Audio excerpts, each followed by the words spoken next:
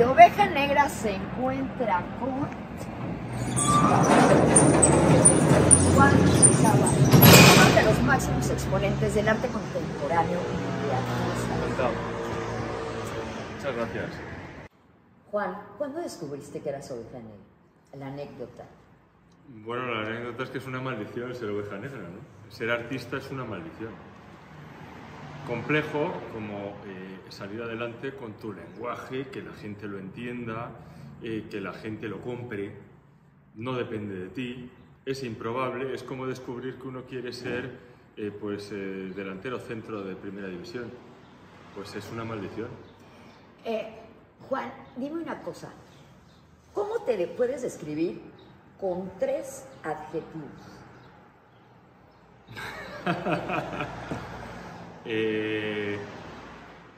Obsesionado, tenaz y, por desgracia, soñador. Y digo por desgracia porque es una palabra que odio. Me gustaría que... Odio la idea del soñador que no plasma. Ajá. Pero es verdad que hay muchas cosas que no las plasman. ¿Cómo fue que te introduciste al mundo del arte? ¿Fue por alguna influencia particular o cómo entró a tu vida el arte? Yo, como oveja negra, me crié totalmente fuera del rebaño. Es decir, mi familia era una familia de gente, pues más bien empresarios, médicos, personas completamente estructuradas dentro de la sociedad, con sí una sensibilidad y un nivel cultural alto. Hasta ahí. Es decir, el hecho de que yo de pronto decida que para ser yo mismo necesito tener una carrera artística, que es diferente que hacer arte. Uno puede pintar y mantener un trabajo normal. Otra cosa es hacer una carrera, hacer de tu vida el arte. Y eso, pues yo creo que sucede con 20 y pocos. Yo ya pintaba todo el rato, ya había elegido unas formaciones que iban cada vez más hacia esto y me doy cuenta que tengo que renunciar a lo que no encaje dentro de este plan. ¡Wow! ¡Qué complejo! Pero ¿cómo se te da? Digo, finalmente lo que te catapulta son tus intervenciones urbanas monumentales. ¿Cómo se da del lápiz y el papel a esta historia tan... En realidad las influencias son, la primera influencia en mi vida es la literatura, los libros, la segunda influencia son los viajes. Mi familia era muy viajera y yo en los viajes encuentro una relación muy fuerte con los edificios. Como dibujo, pues es dibujo, edificios, historia, lecturas. Finalmente, con mucho tiempo, todo eso se acaba juntando. El dibujo termina siendo dibujo en el aire, las lecturas terminan siendo búsquedas e investigaciones de la historia y el trabajo de taller, digamos, viene porque hay cosas que se tienen que materializar. Entonces vivo continuamente en sitios como este, en los que paso de la idea al material cuando realmente veo que es imprescindible hacer ese material. ¿Por qué de la memoria histórica y las heridas del pueblo? O sea, ¿por qué te jala esto para hacer tu creación? Pues como decís vosotros, me provoca, me late, esa palabra me encanta, me late. En mexicano. Me late porque creo que en el arte es muy importante encontrar un lenguaje que sea de uno mismo. Entonces, lo que yo encuentro en Bucarest, que es donde fue este paso, es algo que era mi terreno de trabajo, recuperar la historia en forma de elementos escultóricos en el sitio original, a escala original. Eso es lo que yo encuentro en Bucarest y ahí me doy cuenta que entonces ya sí empieza a ser posible para mí tener un hueco en la historia del arte. Yo es lo que buscaba, es decir, si hubiera encontrado ese hueco componiendo música, lo habría hecho.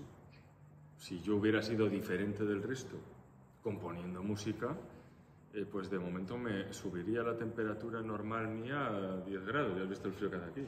Sí, muchísimo. O sea, estaría cómodo, pero lo descubro con el hierro, con el hormigón, con la historia. Ahí es donde yo encuentro en qué yo puedo ser significativo. Punto.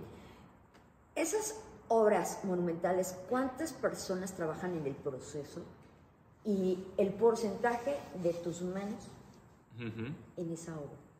Vale, el porcentaje de mis manos es todo el planteamiento. Es decir, yo desde cero hasta que una obra ya no tiene variación, es mi trabajo.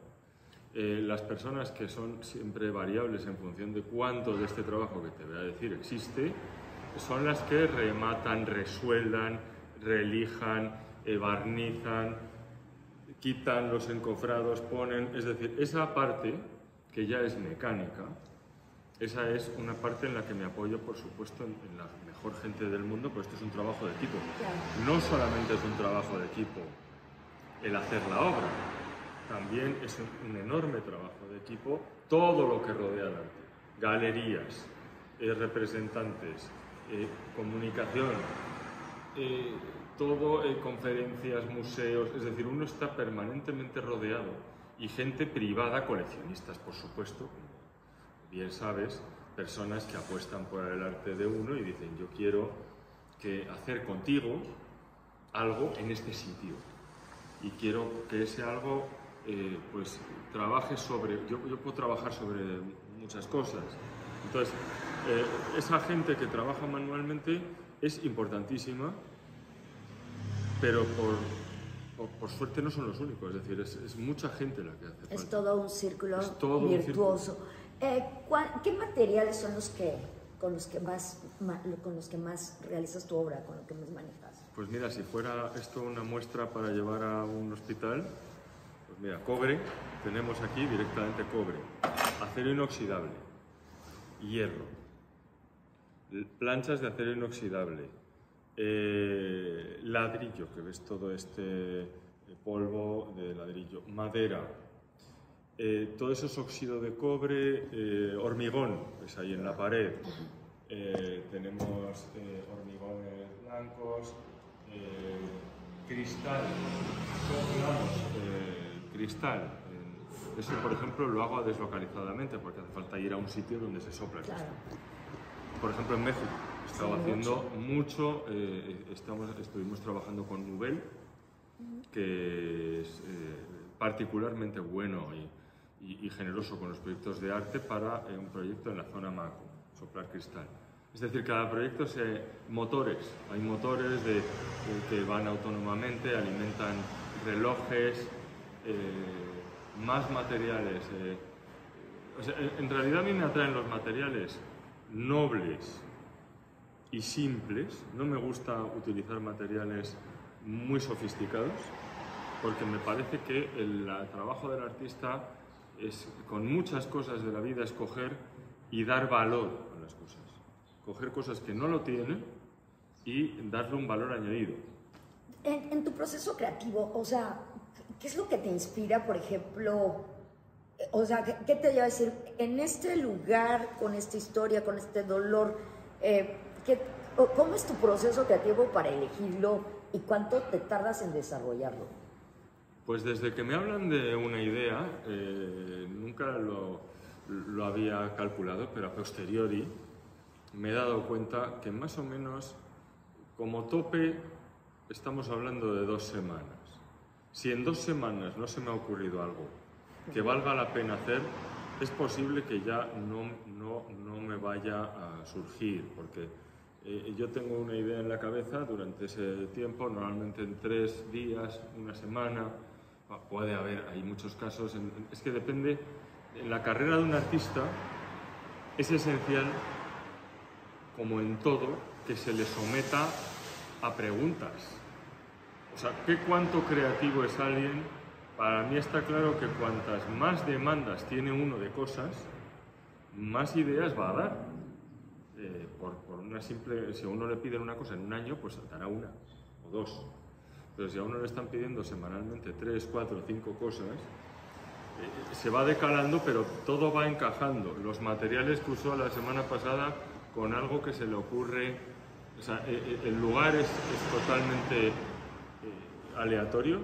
Podría decir que incluso cuando más ideas se me ocurren es cuando estoy en esfuerzo físico, con las endorfinas. Wow.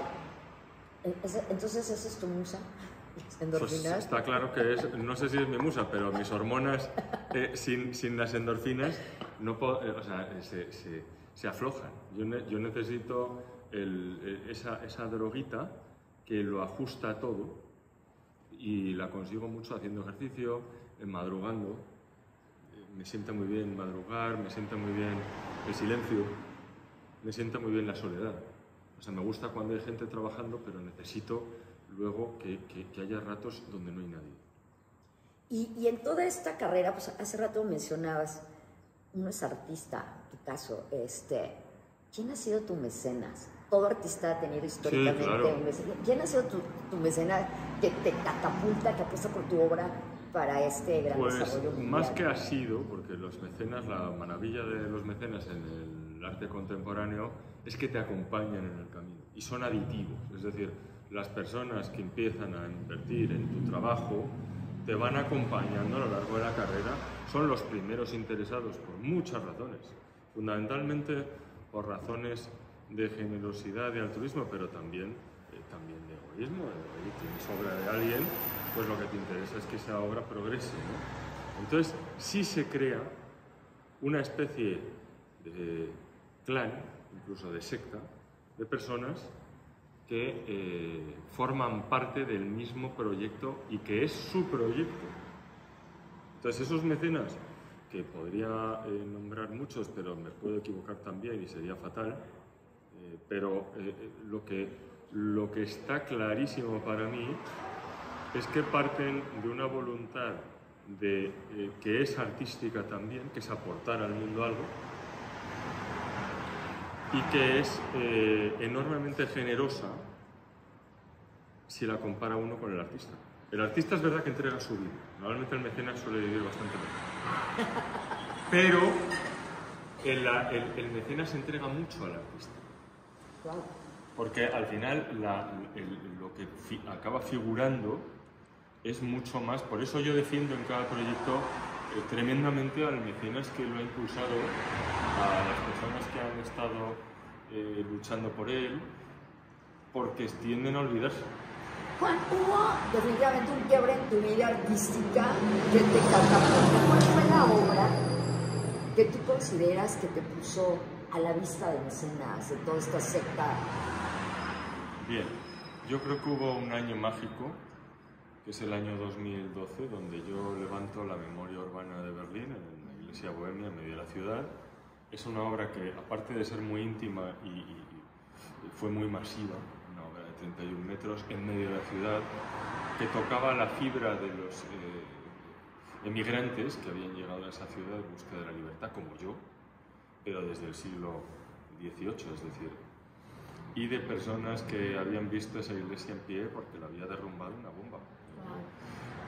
Entonces, esa obra combinada con la Bienal de Venecia, que la hice con Bárbara Rose a finales de ese año, en 2013 ya, esa combinación, ese momento supuso para mí un cambio completo de ámbito global en el que ya desde entonces no hay ninguna barrera en los sitios en los que yo puedo trabajar.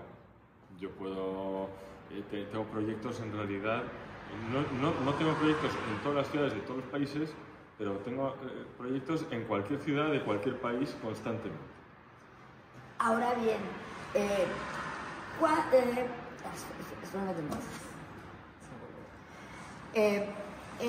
¿cuándo se da tu momento de que tú decides salir de España, o sea, lograr esa internacionalización? Porque no creo que sea fácil. Mi momento de salir de España es más bien cuando me lleva a ello mi familia.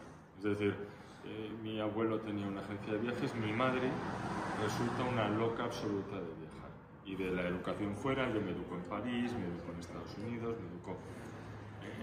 hablo en cada país, me lanzan en aquel momento a hablar 2 idiomas, pues era importante. Luego yo por mi cuenta me doy, pues intento tener muchos más, porque es la herramienta con la que yo entro a participar en las ciudades, en el debate, en el arte.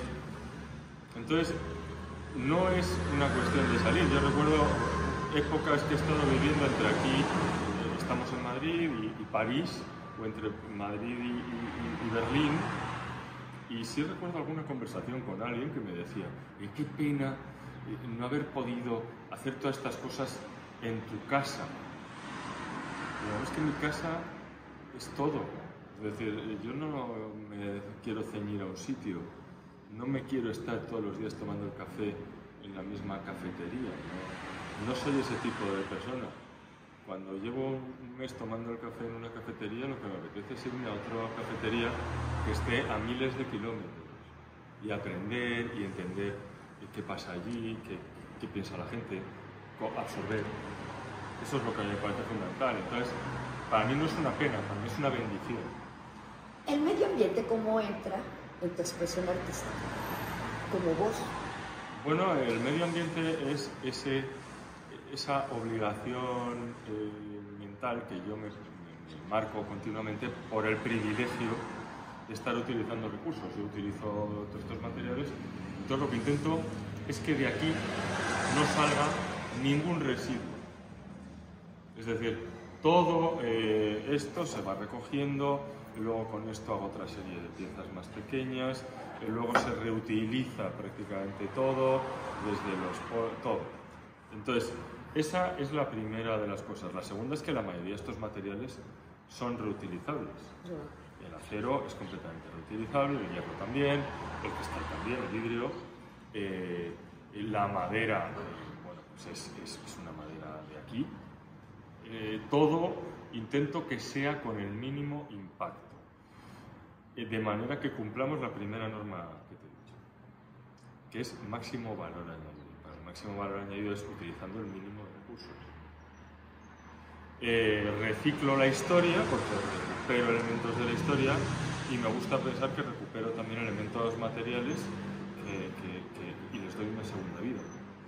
Y a nivel de vegetación, porque algunas de tus obras las has incorporado. Me encanta eso. Me encanta porque la obra, la escultura, aparte de que me parece importantísimo que ofrezca diferentes elementos desde diferentes ángulos, también me gusta que lo haga a lo largo del tiempo. Me gustan elementos que le dan vida, que van evolucionando por ella, incluidas las personas, no solamente las plantas. Me gustan las esculturas en las que la gente se puede interactuar, subir, mirar, claro, atravesar.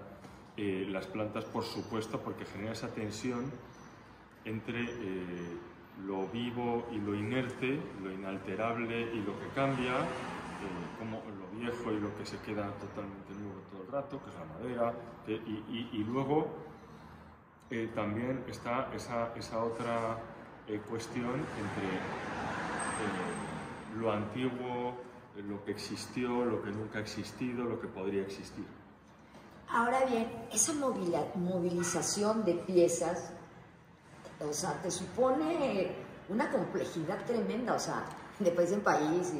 Pues como oveja negra que soy, te voy a confesar que es mucho más fácil estar presente en muchos países para llegar a todo, porque siempre existe una combinación. Cuando arranca una carrera artística también cargas con muchas cosas, pero siempre están a desmano. Cuando viene una exposición no tienes obras en ese país, no tienes... O sea, hay un punto en el que a lo mejor hay más gestión, tienes mejor gente en cada uno de los sitios, de más confianza, pero sobre todo tienes más combinaciones. Puedes llegar a Milán con una pieza que a lo mejor la tienes en Portofino o con una cosa que tienes en Sicilia. O sea, se puede operar, hay con qué organizar las cosas. Y es muy creativo también porque permite continuamente, en base a la creatividad mayor, la dan las condiciones. Es decir, una casa en una explanada enorme, pues al final no tiene la creatividad enorme que la puede tener en un acantilado, que además necesita no estropear la vegetación, llueve muchísimo, pasa un río. Ahí están las condiciones, dan tremendas ideas.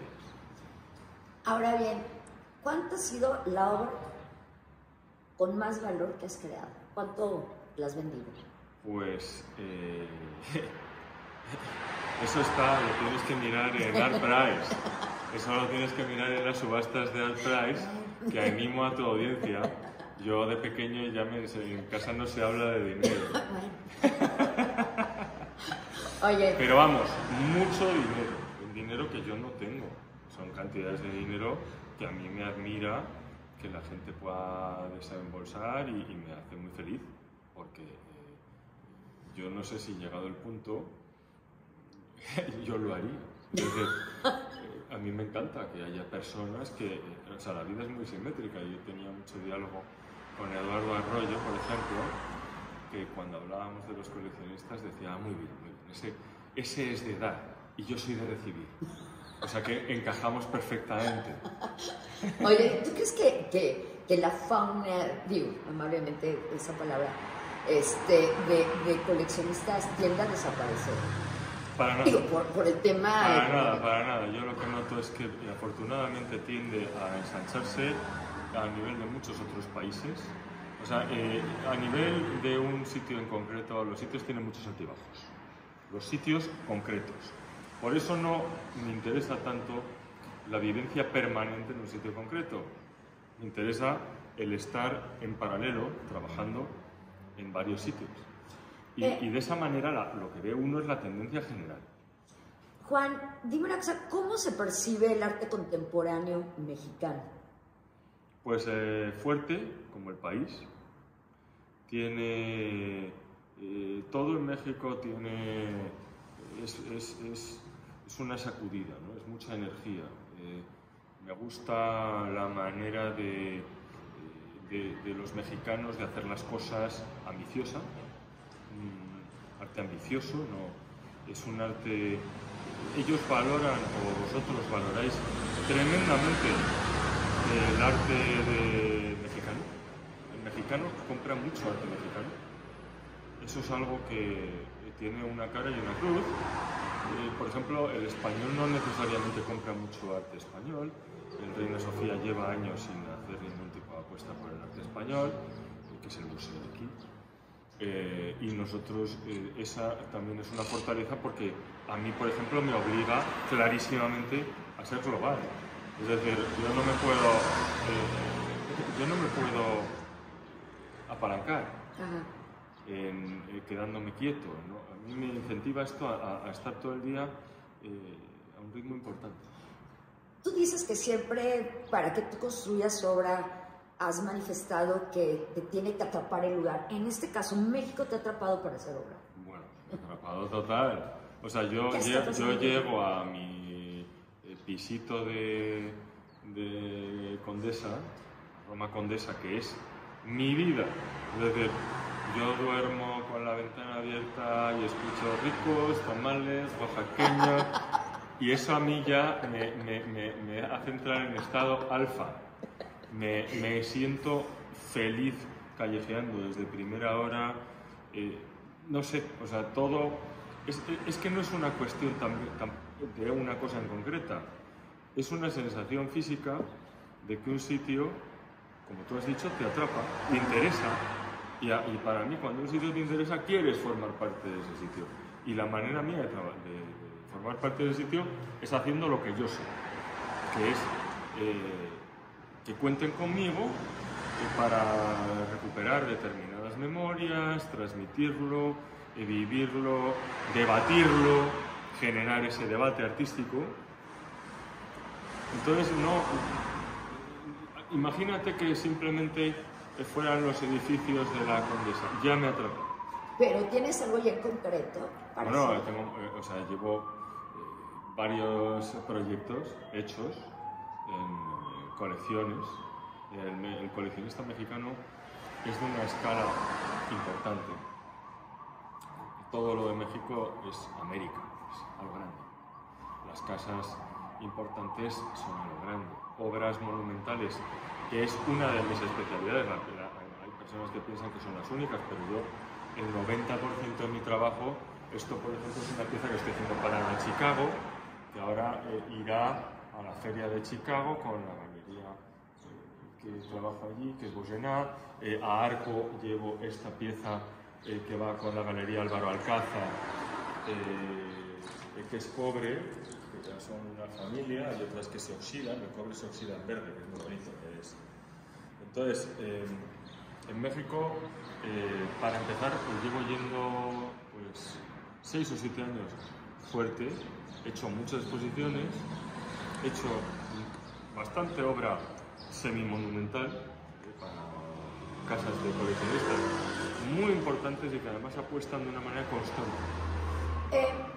Pero a nivel permanente, en la cuestión urbana, ¿tienes algo?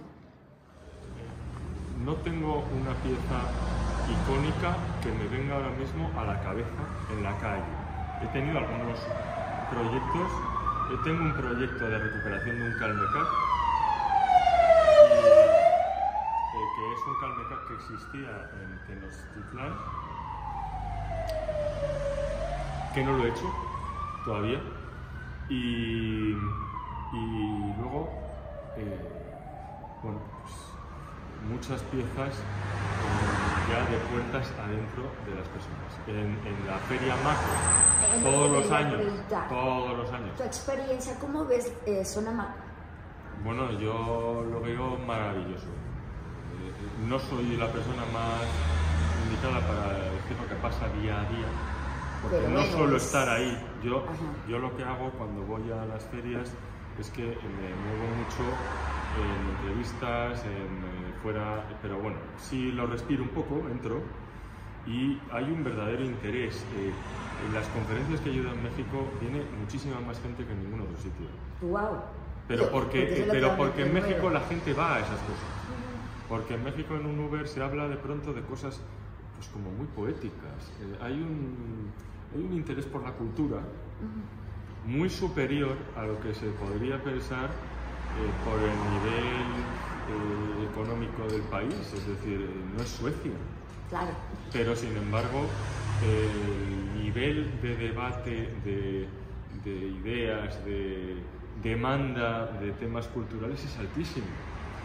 Juan, hay una cuestión, y te lo digo porque yo provengo de la ciudad de Cancún. Es una ciudad que se construyó hace 53 años, que se hizo en un respirador, a falta de computadoras en ese tiempo. ¿Cómo elevar el nivel cultural, artística de ciudades nuevas? En esa construcción de su historia. Pues yo vengo de esa generación que en los finales 90 convertimos Berlín en una galería al aire libre, de arte contemporáneo. Es decir, una de las maneras en la que yo trabajo es, una por supuesto la educación, pero yo no estoy en eso y me alegra porque me desesperaría. No es una cosa que me parezca a mí que haya mejorado.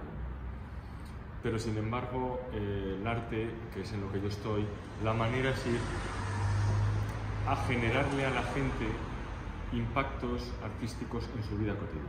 No es lo mismo atravesar un callejón en el que pues simplemente hay unos cubos de basura y que, como sucedía en aquella época en Berlín, atravesar ese callejón, que haya un neón que dice un mensaje, que haya pintado de pronto unas placas en el suelo, que deja un artista, que hayan colocado un asunto de tela y que te dice que la muerte es una porquería y que están en contra. O sea, al final, ese tipo de sensación la transforma, hace que la gente, sin darse cuenta, cambian incluso las relaciones entre las personas. Se cita a la gente en la escultura, viven, se fotografía, o sea, te genera, esos elementos terminan formando parte de tu vida. Ese es el buen arte, el que hace que no sea tuyo, sino que sea de las personas que viven con él. Como artista, ¿qué deberías confesar? Como oveja negra, ¿quieres decir? Sí. Bueno, no sé, o sea, cosas... debería confesar... déjame pensar. Paso, comodín. No, a ver, debería confesar... pues yo creo que hay una cosa que es muy peculiar, ¿no? Como artista. O sea, yo sé que el mundo es, por un lado, no tiene sentido. Por un lado, nada tiene sentido, vivimos en una roca, no sabemos si el tiempo existe, si no existe, si todo dura un segundo, si todo ha pasado a la vez, si al final no va a quedar absolutamente nada. Pero al mismo tiempo, el acto creativo artístico te hace darle una importancia tremenda. O sea, vives en una dualidad. Todo es una estupidez, pero una estupidez es todo. Yo, cualquier estupidez mía, la enfoco como si fuera el todo y lo que justifica mi vida. Y mi persona, por ejemplo, pues pasa lo mismo. Y dice, bueno, si somos todos nada, un polvo, una mota de polvo en el espacio. Ya, bueno, pero yo me digo 20 veces al año en momentos muy determinados, sí, pero yo soy Juan Garayzábal y yo voy a... O sea, es una dualidad porque al mismo tiempo es una estupidez, pero al mismo tiempo es todo lo que tenemos. ¿Y qué has perdido tú en tu proceso artístico? Bueno, todo. Yo vengo de una familia burguesa en la que se hacían cosas mucho más armoniosas. Es decir, esa frase de cómo no vas tú a descansar, cómo no vas tú a comer, no sé qué, cómo no vas a ir a... cómo no vas a hacer deporte, esto, aquello. Yo vivo en un profundo desequilibrio, maravilloso, que a mí me encanta, pero es un desequilibrio porque tiene un componente enorme que es la misión. Entonces, cualquier persona que se plantea una misión de este tipo, pues se construye a través de la renuncia. Ahora sí queremos desnudarte. Gano. ¿Qué te dejó como aprendizaje la pandemia? En mi caso, la pandemia fue muy leve, porque yo tenía un proyecto en el Louvre, en París, un permiso especial para ir entre los dos sitios y los ritmos de clausura de un sitio y del otro se solaparon. No, o sea, cuando no estaba trabajando en un sitio estaba en otro. Lo que sí me recuerdo maravilloso, bueno, maravilloso dentro de la situación de alarma, pero recuerdo maravilloso el hecho de que estuve 3 semanas confinado y en esas 3 semanas comencé a aprender chino. Wow. Y ahora mismo hablo chino. Entonces, claro, para mí eso, si no llego a tener esas 3 semanas de meterle 3-4 horas cada día, a lo mejor no pongo en marcha esa rueda y ahora estoy haciendo proyectos en China. Entonces tengo un recuerdo de gran idea aquella que me la dio una amiga, que siempre se lo digo, estuviste sembrada, porque era ese día. O sea, si a las 3 semanas yo hubiera vuelto ya a mi ritmo normal, esto es un método brutal, pero viene muy bien ponerlo en marcha. Si fueras un pintor de la antigüedad, ¿cuál sería? ¿Quién serías? ¿Quién te pusieras? Pues yo me he fijado muchísimo en Piranesi. Ya como Piranesi no es pintor, es dibujante, dibujaba esas ruinas, han influido muchísimo en mi trabajo, muchísimo. De la antigüedad muchos, o sea, me impresionan muchos. El Bosco me impresiona mucho. No sé, es que elegir uno es complicado. Me has dicho 2. Pero vamos, el Prado es un sitio, yo soy amigo del Prado, entonces cuando paso cerca del Paseo del Prado, con mi carnet no haces colas, me meto y hago el camino por dentro y siempre veo 1, 2, 3 cosas. Tenemos esa suerte que es una fuente continua de consulta. ¿Y si fueras lienzo, qué te gustaría tener en tu piel? ¿Si fuera qué? Lienzo. Si fuera lienzo. pues me gustaría estar en blanco, ¿no?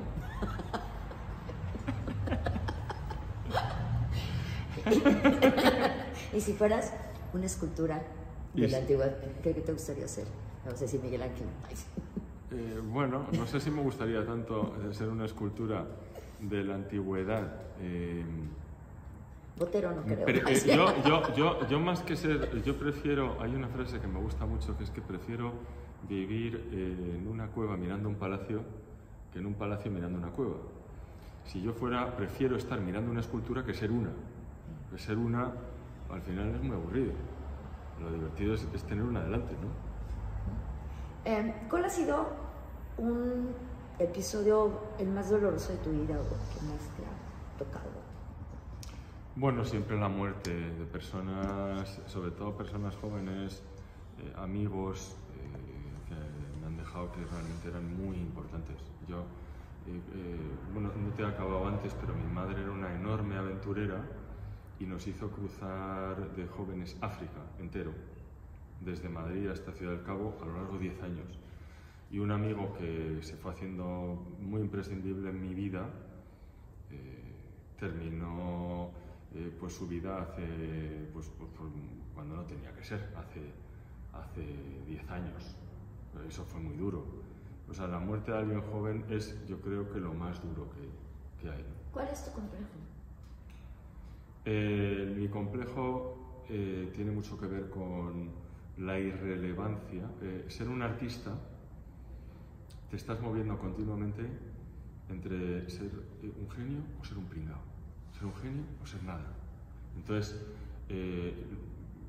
eres una persona que tiene que tener una tolerancia muy grande a la crítica, a que te ninguneen, a que te rechacen, a que pierdas, a que te descalifiquen de concursos, a que te digan que eres un fraude. Todo eso yo lo tengo. Pero es verdad que cuando uno está de pronto en Nueva York y hace frío y llueve de lado y vas por las aceras, está todo asqueroso, pues te puedes llegar a sentir una rata. Y porque dices que no soy nada, es que no le importa a nadie, ¿entiendes? Entonces esa es mi continua situación, pero que de ahí seguramente es mi trabajo, es sacar de ahí, de esa rabia, de esa humillación constante, intentar sacar lo más bestial que pueda a nivel creativo. ¿Y tu frustración? Eso. O sea, mi complejo, a lo mejor, no lo sé. Seguro que tengo un montón. Esa que te he dicho es la frustración, pero el complejo seguro que tengo un montón. A ver, no me voy a psicoanalizar, porque entonces si me psicoanalizo me cambian y me hacen polvo, ¿sabes? Porque entonces me convierto en alguien normal, que hace cosas normales, y entonces tenemos que cerrar el chiringo. ¿Tu mayor acierto?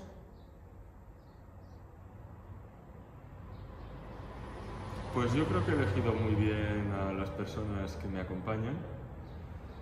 Yo creo que ese es mi mayor acierto. Me he mantenido muy familiar. Creo mucho en... o sea, mi trabajo es muy compatible con la familia y yo creo que he acertado en la cuestión de dedicar... o sea, si hay una cosa que convive continuamente en mis prioridades, es mi familia. Y mi familia, en concreto, fundamentalmente mis dos hijos. Creo que, pero una familia luego, pues muy trabajada. Mis amigos, son muy buenos amigos. ¿Tu peor error? Pues mi peor error, yo creo que tomarme en algunos momentos demasiado en serio algunos fracasos, ¿no? Yo creo que ahora ya los disgustos, como son cotidianos, pues me los gestiono muy rápido. Pero en algunos momentos sí que me he quedado arrastrándome por cosas y ese tiempo no se recupera. ¿Te han trasquilado? ¿Qué es eso? A las ovejas se les trasquila cuando ellos son.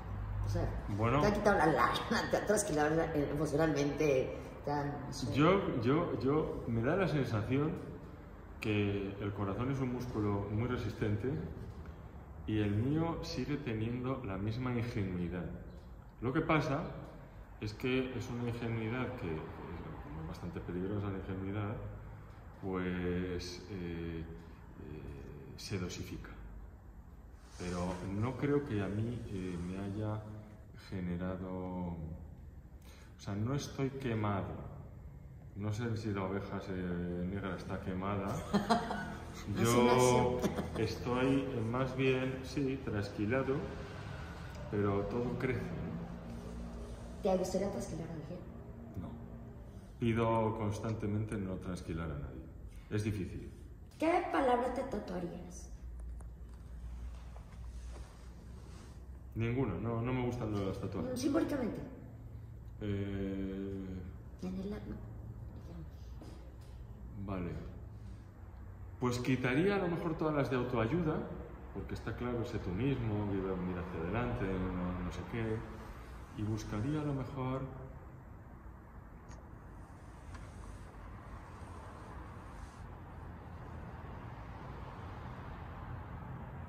Pues probablemente alguna frase de Woody Allen.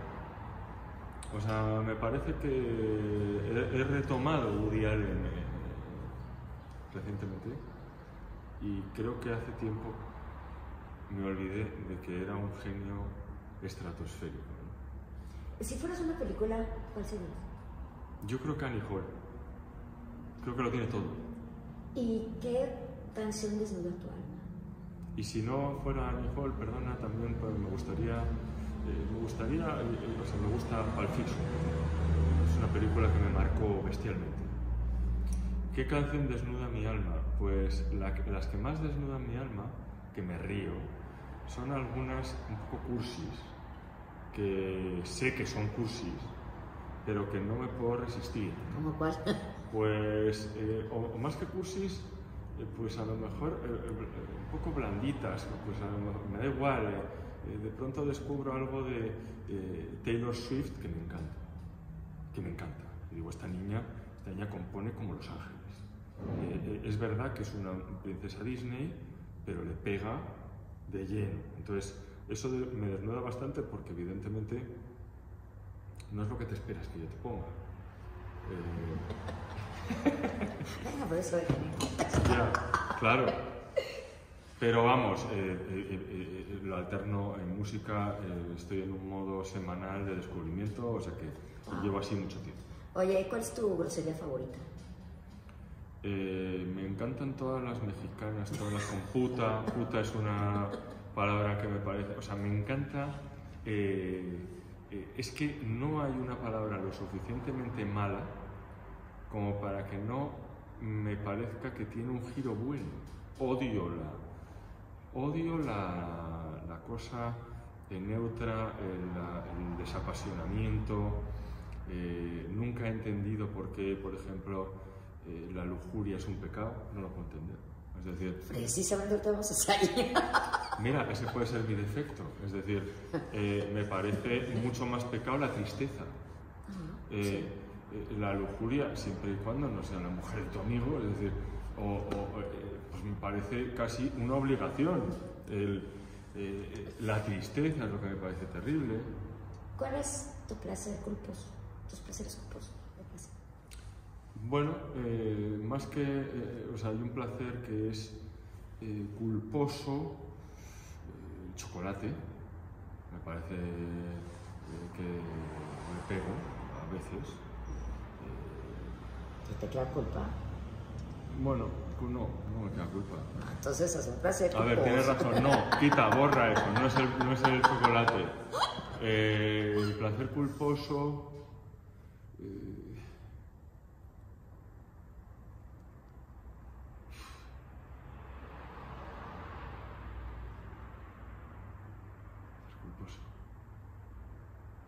que me genere culpa. Sí, claro.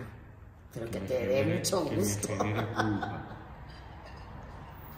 Que me genere culpa. Es que debo de ser muy mala persona porque es que nada me genera... Extraordinaria respuesta. Culpa. Es decir, tengo mucho miedo a hacer daño a alguien, ¿no? De hecho, es lo que intento recordar todo el rato, a ver cómo soy capaz de no hacer daño a nadie, porque es muy difícil. No sé. Juan, ¿y cómo vives tu sexualidad? Pues depende, yo tengo dos modos y alterno el modo avión, que es que realmente no estoy enamorado, con lo cual pues vivo pues completamente libre, y desde luego las cosas no tienen un enorme significado, se me olvida mucho todo lo que he hecho, o lo que voy a hacer, o lo que hago, o lo que todo. Y luego evidentemente mantengo abierta continuamente la posibilidad, que en muchos casos es desastrosa, de que me enamore de alguien. Entonces claro, si me enamoro de alguien, pues soy una persona totalmente monógama, totalmente, no sé, además que me importa un pepino lo que haga la otra persona, es lo que me resulta a mí. A mí me pasa eso, cuando a mí me parece que alguien es extraordinario, que es, pues no puedo manejar eso, ¿no? Si fuera tu última cena, ¿cuál sería tu menú y tus bebidas? Yo me tomaría, pues antes solía decir que el caviar no me gustaba, pero he encontrado una marca que es bestial. Me gusta mucho el caviar con mantequilla. Y la bebida pues sería tequila, claramente. O sea, me vuelve loco el tequila porque me sienta muy bien. Y no me da resaca. Si vieras a Dios por primera vez, ¿cuál sería la frase que le dirías? Pues, por un lado, gracias, porque si ha hecho esto, pues tiene un tremendo mérito. Y por otro lado, le haría una miradilla como que se le dio un poco de las manos.